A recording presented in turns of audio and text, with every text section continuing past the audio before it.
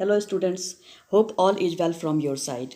Today we will start our chapter statistics, and about statistics I think we are learning from class 5. So after knowing all the previous things we will start this chapter in our this class. Okay, now see here in our previous class we have studied measures of central tendency such as mean, median of ungrouped and group data. So do you remember about mean and median, how we will find the mean, median and mode? Okay, we have remember also, and we have solved so many problems related to mean, median and mode.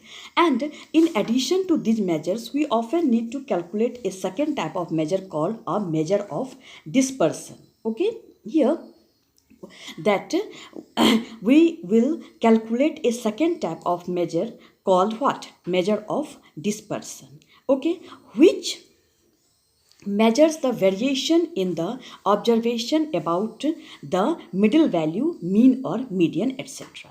Okay, now see, this chapter is concerned with some important measures of dispersion such as mean deviation, variance, standard deviation, etc. and finally analysis of frequency distributions. Now see here, our first thing is measures of dispersion. Okay, so under this our first thing is range, and we have idea about range. The measure of dispersion which is easiest to understand and easiest to calculate is the range, and we know that how we will define range. Range is defined as largest observation minus smallest observation, that we know from our previous classes.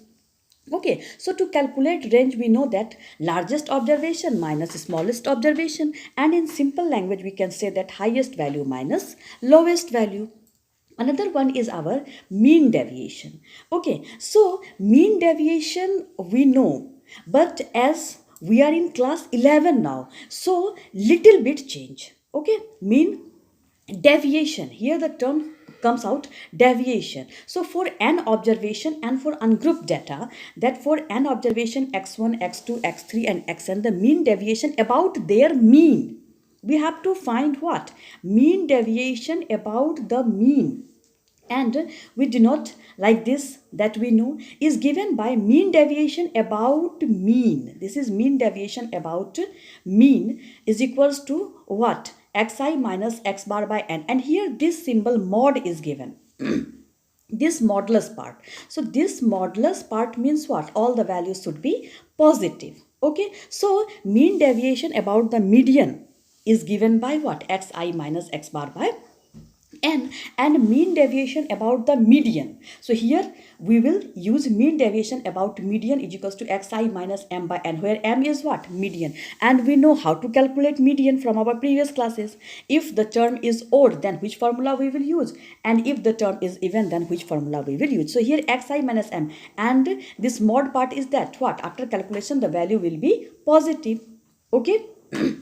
Now see here, mean deviation for discrete frequency distribution. So let the given data consist of discrete deviations like x1, x2, xn occurring with frequencies f1, f2 respectively in this case. Okay, so what we have to do, mean deviation about mean fi xi minus x bar by fi, which is fi is equals to what?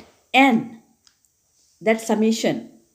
Sum of all fi is n, fi we know, and we can calculate. Similarly, mean deviation about median. So fi xi minus m by n.